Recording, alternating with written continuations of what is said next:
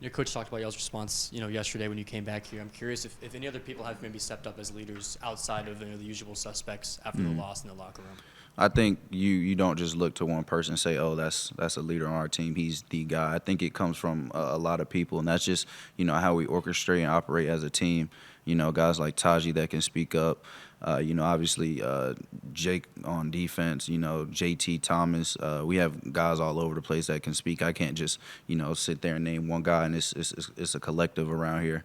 So we all we believe in each other and we believe in this team.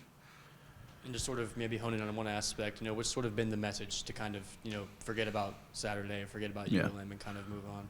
Well, I mean, we have another game this week, so it's pretty easy to put that in the rear view. I know I'm down there with a bunch of guys that hate losing more than they like winning, and that includes myself especially. So, it's really easy to put that in the rear view and know that, we have to run the table, and that's something that we can do. We put in the work throughout the offseason, even throughout this year to be the team that we know we can be.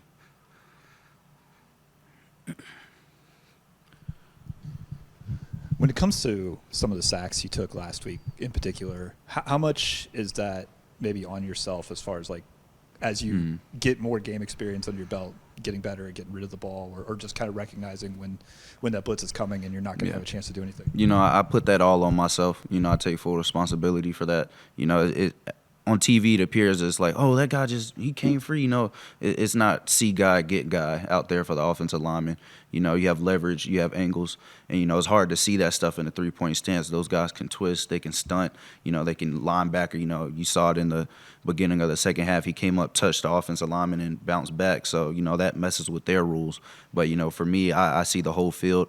And, I have to help those guys out, maybe sliding them one way, sliding them another way, communicating to running back, oh, you have this guy to this guy, and helping him with his progressions. So, I take full responsibility for that. My job is to make it easier on the guys around me. I'm curious just how much did that slow start? I know there was some miscommunication with Tanner and some of the snaps there. Yeah. How much did that slow start kind of hinder you guys in the offense? Obviously, when you don't have everything in check before the snap of the ball, it's hard to get the play started and make it positive.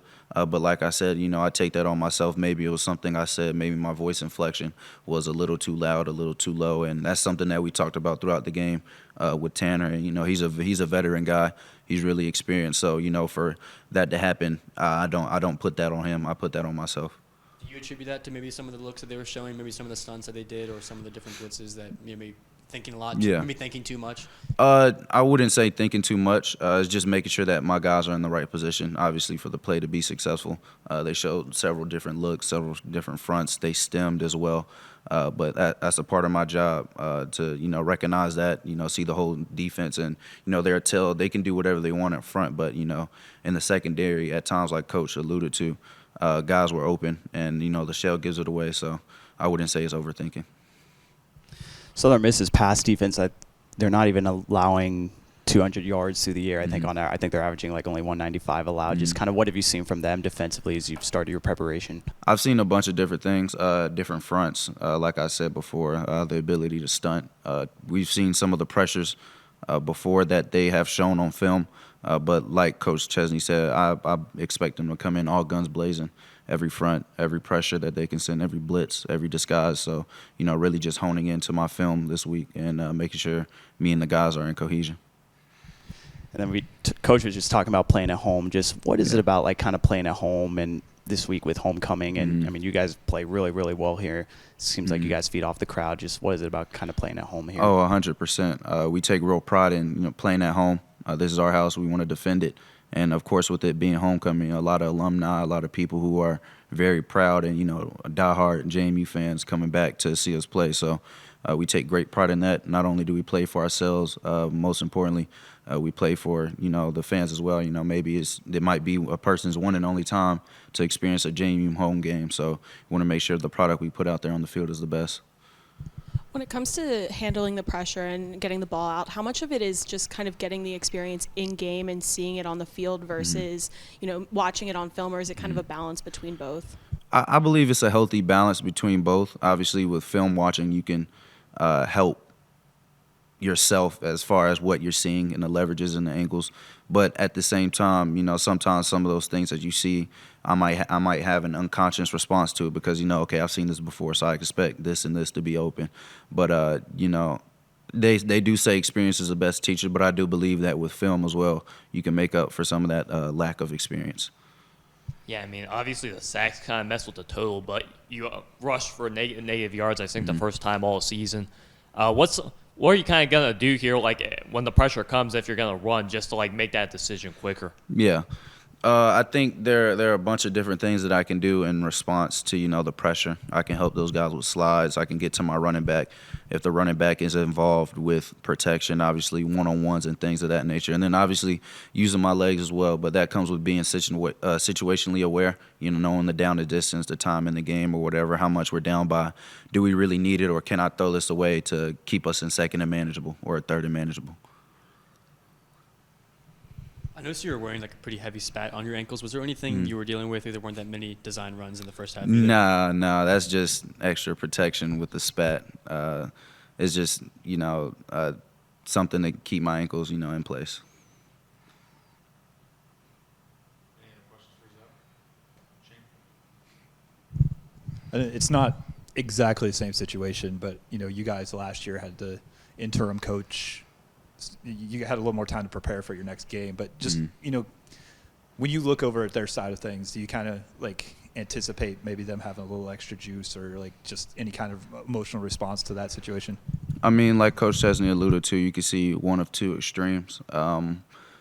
I don't know much about the guys that they have in their locker room or, the culture that they've built, but I'm going to assume that they're going to come out with all guns blazing, like I've said. And, for us, we focus on what we can do to help prepare to be our best version of ourselves. So that, even if they bring the best version of themselves, even if they don't, we're still in a mental and physical spot where we're ready to execute at a high level. Kind of starting off what I asked Coach, how does it feel for you personally to hit that 50-game mark?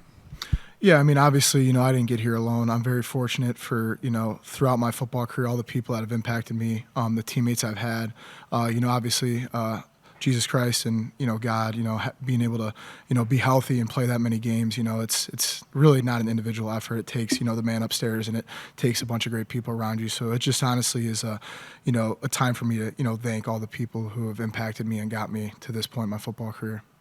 And I know you obviously didn't play your 50 games with him too, but what was it like to have Cole on the team with you hit that milestone at the same game?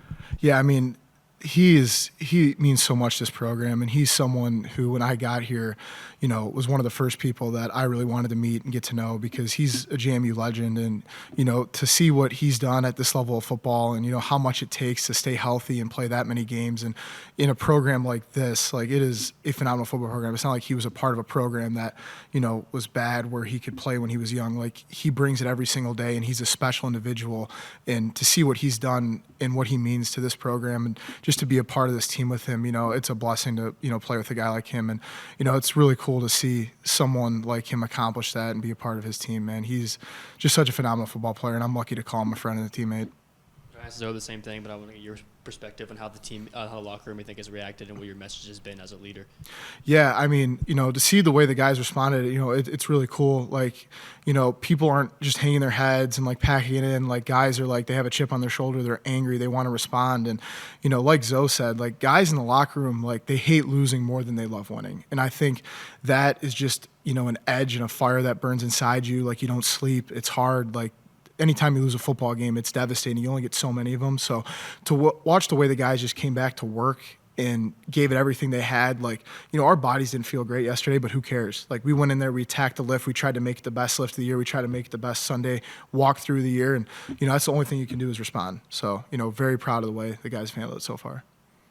One thing JT said to us following the game on Saturday, that was, even when you guys were down, there was just no quit among you guys. How important is it to have that, not necessarily in practice, but in those game environments? Yeah, that's our DNA. I mean, if you have any quit within, a team, you're not going to be a very good football team. We pride ourselves on upholding the standard that is JMU football, and that would be, absolutely unacceptable if there was any quit within this program. And, as leaders and as guys who value the culture of this program, we would never allow that to happen. But, that is the standard of this program. No matter what that score is or no matter what position you're in during a game, there's always a chance. And we actually genuinely believe that. And, we always thought like it was going to happen, and it just didn't on Saturday. So, it was obviously unfortunate, but we always keep that belief. We always, have that standard of excellence that, we are going to find a way to accomplish it, no matter how hard it may look.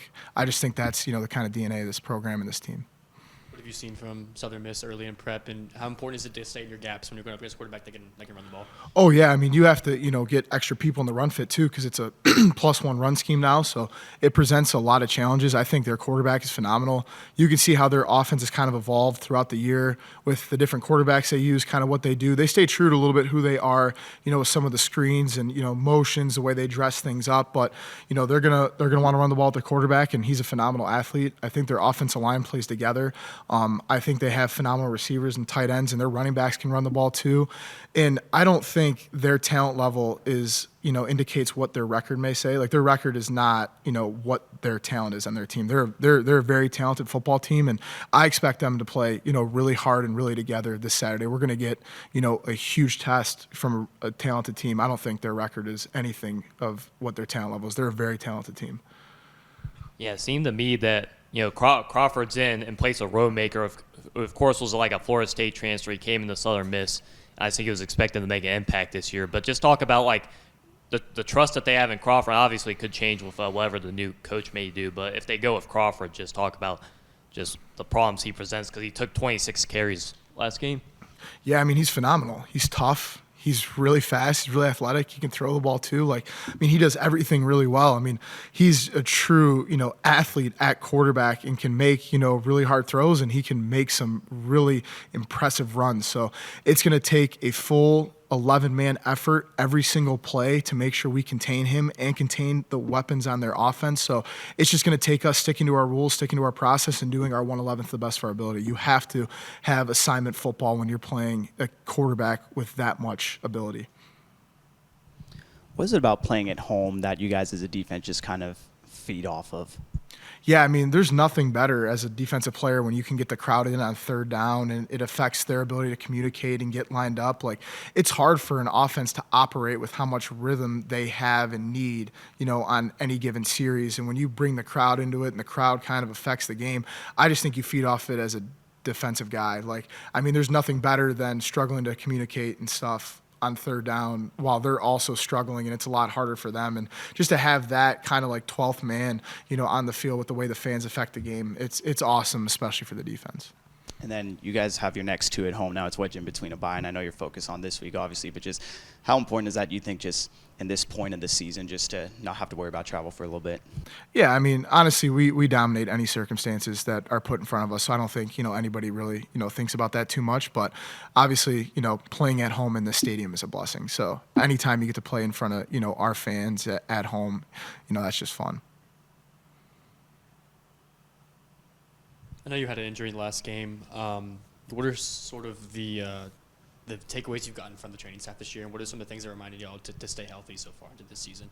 Yeah, I mean, our training staff does a great job, and I wouldn't really call what I had an injury. I had, a hit in a very unfortunate area. That's what I'll say that there. I'll just leave it at that. But, our training staff does a phenomenal job of keeping guys healthy and keeping guys fresh. I mean, Tyler, Noah, and Sonia do a phenomenal job. And then Coach Novak and the strength and conditioning staff, they do a great job of combining medicine and science together to make sure that we're fresh and we're healthy. So, they do a great job. And, we have so much trust in them, and they really protect us and help us be at our best on Saturdays.